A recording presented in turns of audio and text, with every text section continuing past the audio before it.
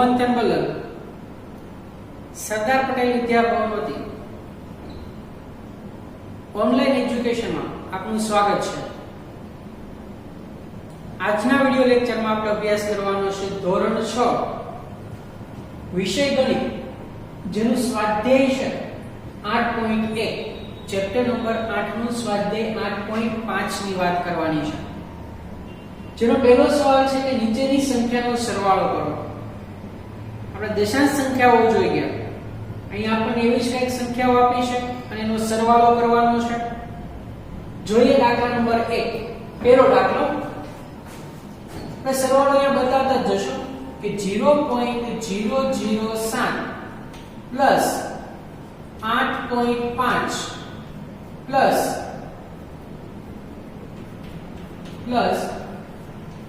30.08।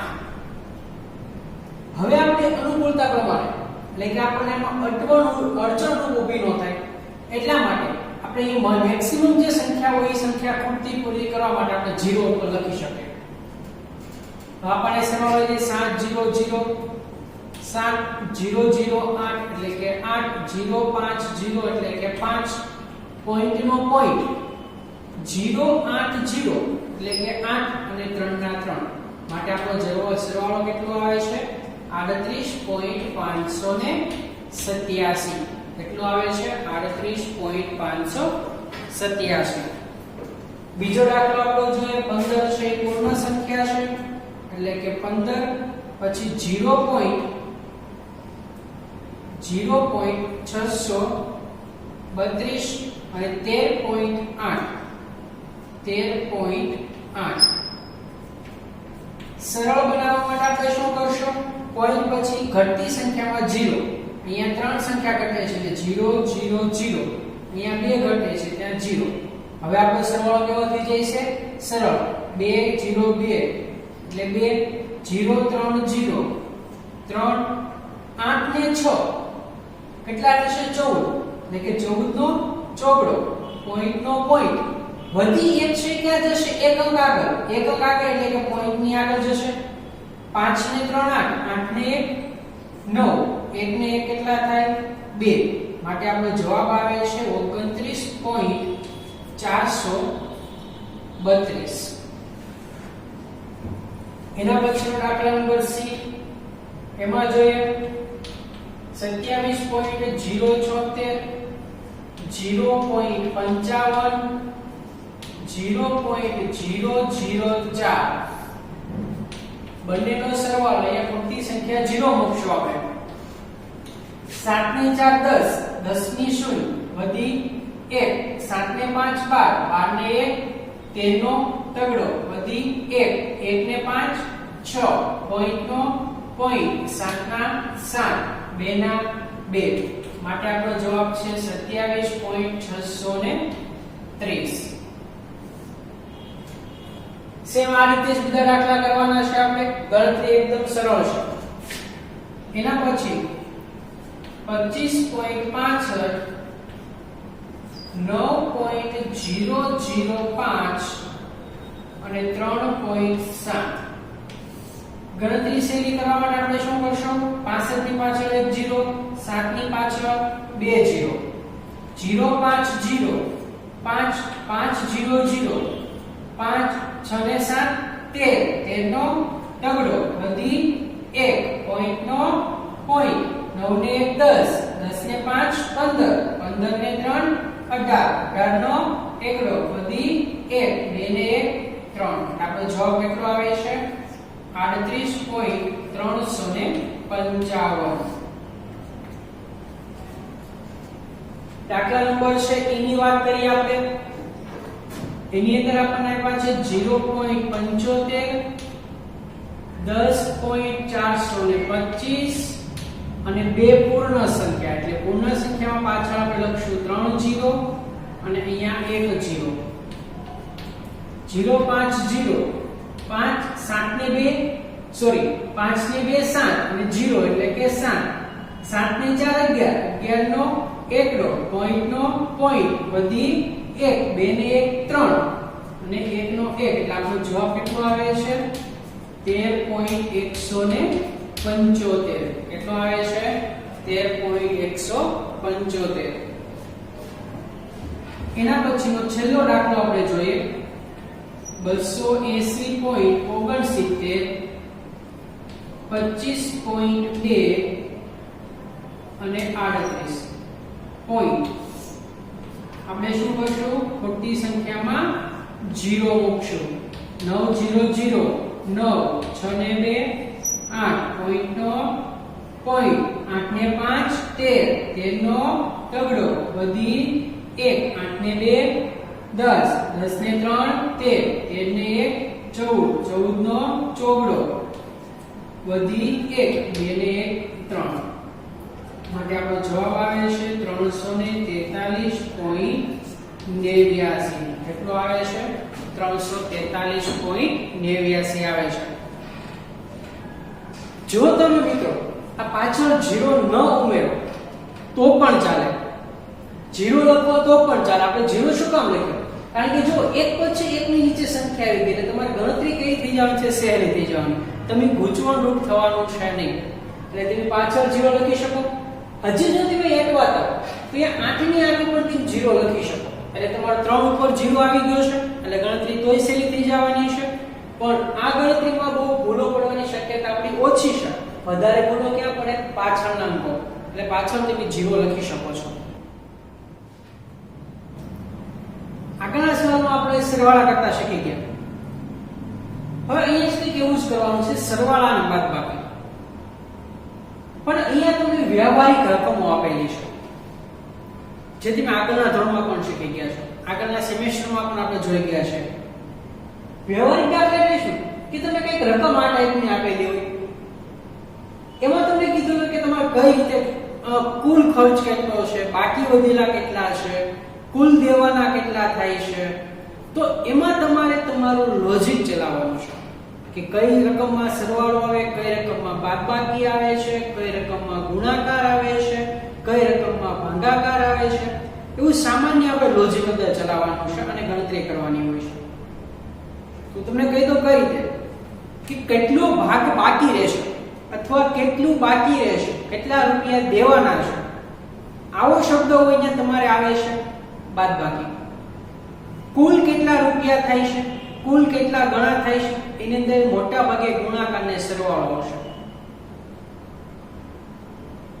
કેટલાનો ભાગ છે કેટલા ભાગ પડે છે એ બધું આવે અહીંયા તમારે ભાગાકારની ક્રિયા કરવાની છે રકમ વાંચો એટલે આપણને ખ્યાલ આવી જશે જોઈએ પહેલી રકમ પ્રશ્ન નંબર 2 રાશિતે ગણિતની ચોપડી માટે 35.75 રૂપિયા અને વિજ્ઞાનની ચોપડી માટે 32.60 રૂપિયા ખર્ચ કર્યો છે તો રાશિદ દ્વારા ખર્ચ કરવામાં આવેલ કુલ રકમ શોધો હજુ વ્યવહારિક દાખલાઓ છે એનો એક સામાન્ય નિયમ છે કે તમે જે ક્રિયા કરો એને શબ્દ દ્વારા પણ આપણે લખવી પડે તો આપણે લખશું કઈ રીતે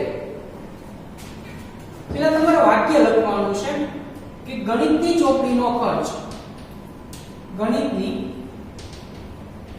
ચોપડીનો ખર્ચ બરાબર કેટલા રૂપિયા છે 35.75 રૂપિયા કેટલા રૂપિયા છે 35.75 પછી બીજો શેનો ખર્ચ આપેલો છે વિજ્ઞાનની ચોપડીનો ખર્ચ અહીં લખી નાખવાનું વિજ્ઞાનની ચોપડીનો ખર્ચ બરાબર કેટલા રૂપિયા છે 32.60 રૂપિયા 32.60 રૂપિયા મેળવવાનું છે શું આપણે કુલ રકમ એટલે આ દાખલામાં આપણે શું કરવાનું છે સરવાળો શું કરવાનું છે સરવાળો અહીંયા સીધો તમે સરવાળો કરી શકો આવી રીતે એટલો છે 5 ને 0 5 6 ને 7 13 નો તગડો વધી 1 પોઈન્ટ નો પોઈન્ટ 5 ને 2 7 7 ને 1 8 અને 3 ને 3 6 આ 3 ને 3 6 એટલે કે 68.35 ઈ તમારો શું આવે છે કે ગણિત અને વિજ્ઞાનની જે ચોપડી તમે માર્કેટમાંથી ખરીદે છે રાશિ એનો કુલ ખર્ચ એટલે કે એને 68.35 રૂપિયા દેવા પડે માટે આપણે અહીંયા લખી શકીએ કે કુલ ખર્ચ કુલ ચોપડીનો ખર્ચ બરાબર કેટલા રૂપિયા થાય છે 68.35। અહીંયા તમારો દાખલો પૂરો થાય છે, પણ એક સ્ટેપ હજી બાકી રહેશે। ઈ સ્ટેપ આપણા માટે લખવું કેવું છે, જરૂરી બને છે। કઈ રીતે? આવી રીતે જોઈએ કે તમારે માટેની નિશાની કરવાની છે। માટે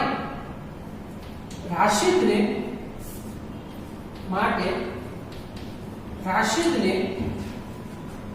ચોપડીઓ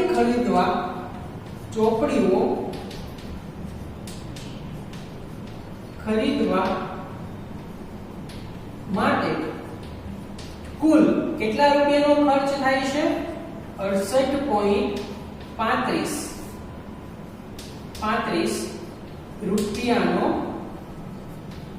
ખર્ચ થાય છે। આ છેલ્લું વાક્ય છે આપણા માટે અગત્યનું છે। આ વાક્ય તમારે દર્શાવવું પડે માટેની દ્વારા કે માટે રાશિદને ચોપડીઓ ખરીદવા માટે કુલ ખર્ચ કેટલા રૂપિયા છે? તો 68.35 રૂપિયાનો થાય છે। અહીંયા આપણો દાખલો થાય છે પૂર્ણ। બીજા દાખલાની વાત કરીએ, દાખલા નંબર 3। રાધિકાની માતાએ તેને 10.50 રૂપિયા અને પિતાએ 15.80 રૂપિયા આપ્યા, તો રાધિકાના માતા પિતા દ્વારા આપવામાં આવેલ કુલ રકમ શોધો। ફરી પાછો કુલ રકમ શોધવાનો છે, એટલે આ દાખલામાં આપણે શું કરવાનું છે? સરવાળાની ક્રિયા કરવાની છે। પહેલું વાક્ય આપણું કયું બનશે કે રાધિકાને માતાએ આપેલ રૂપિયા। પહેલું વાક્ય આપણું શું છે કે રાધિકાને માતાએ આપેલ રૂપિયા બરાબર કેટલા રૂપિયા આપેલા છે? 10.50 રૂપિયા। બીજું વાક્ય બનશે કે રાધિકાને પિતાએ આપેલ રૂપિયા બરાબર બીજું કેટલા આપેલા છે? 15.80 રૂપિયા। કુલ કેટલા રૂપિયા છે? માટે મેં લખ્યું છે આપણે કરવાનું છે સરવાળો કરવાનો છે, તો આપણે સીધો જ અહીંયા સરવાળો કરી શકીએ। 0 0 0 8 ને 5 13 13 નો તગડો પોઈન્ટ વધી 1 5 ને 1 6 1 ને 1 2 માટે કુલ કેટલા રૂપિયા આપેલા છે? 26.30। એટલે આપણે લખીશું કે મળેલ કુલ રૂપિયા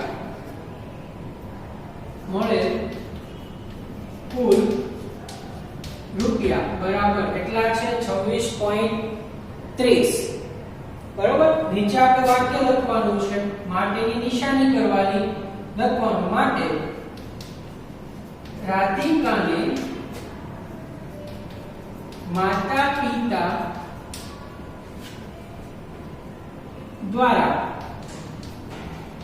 કુલ કેટલા રૂપિયા આપવામાં આવેલા છે? 26.30 રૂપિયા આપવામાં આવેલ છે। આ વાક્ય તમારું રકમ ઉપરથી જ બનશે। જો અહીંયા છે રાધિકાના માતા પિતા દ્વારા આપવામાં આવેલ કુલ રકમ શોધો।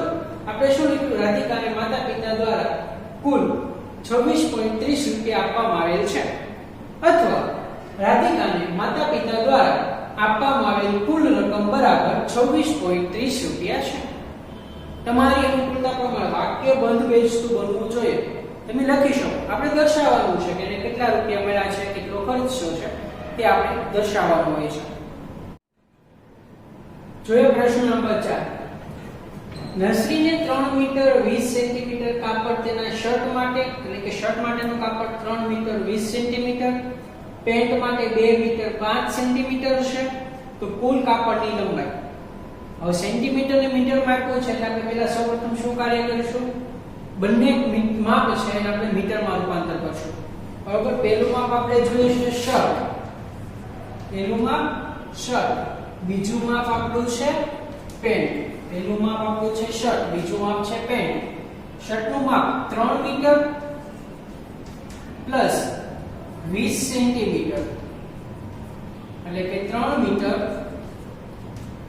પ્લસ 20 ના છેદમાં 100 હવે એકમ લાગી જશે મીટર, એટલે કે 3 મીટર પ્લસ 0.2 મીટર, એટલે કુલ લંબાઈ કેટલી આવવાની છે? 3.2 મીટર કાપડ. 3.2. પેન્ટની વાત કરીએ આપણે હવે. પેન્ટનું માપ છે 2 મીટર અને 5 સેન્ટીમીટર, એટલે કે 2 મીટર પ્લસ 5 સેન્ટીમીટર.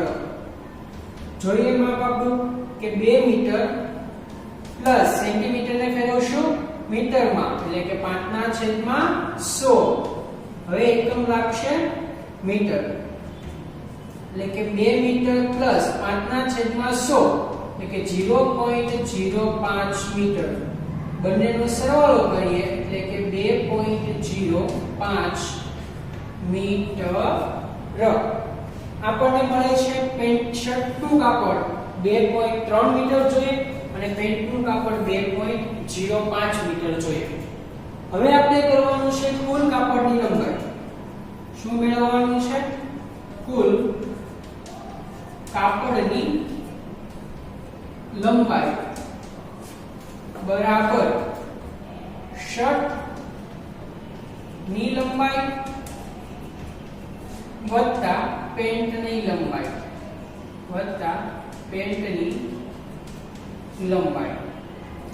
શર્ટની લંબાઈ કેટલી છે? 3.2 પ્લસ પેન્ટની લંબાઈ કેટલી છે? 2.05.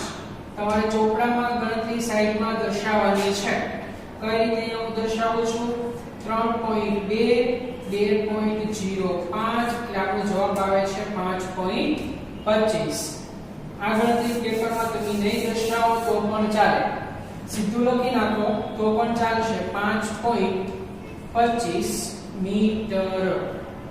આપણે લખવાનું છે માટે કરીને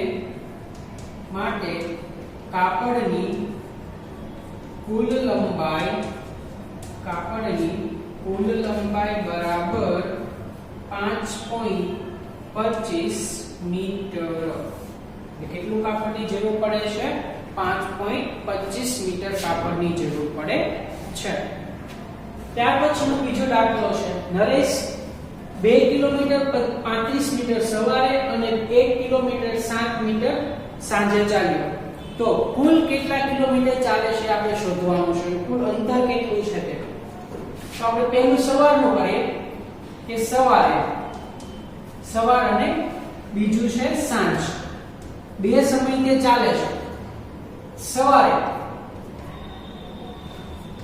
કેટલા કિલોમીટર ચાલે છે? 2 કિલોમીટર 35 મીટર. તો આપણે પહેલા કિલોમીટર છે જવા દઈશું, મીટર ને કેમાં ફેરવશું? કિલોમીટરમાં.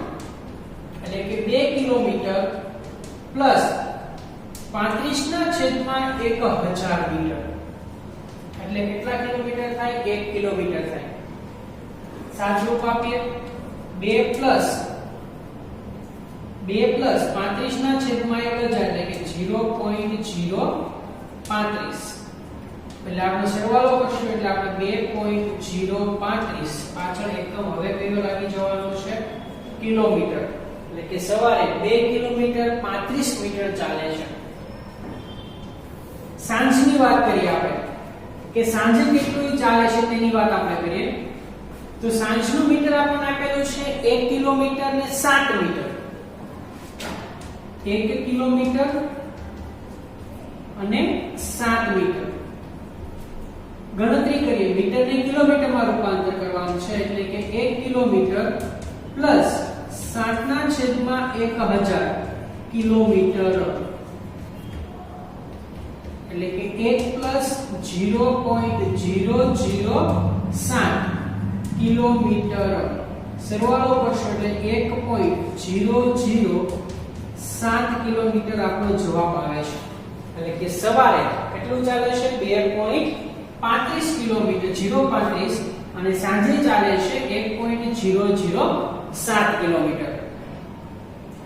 હવે આપણે શું મેળવવાનું છે કે કુલ કાપેલું અંતર એટલે કુલ ચાલેલું અંતર. કુલ ચાલેલ અંતર બરાબર શું કરવાનું? સવાર અને સાંજનો સરવાળો. કે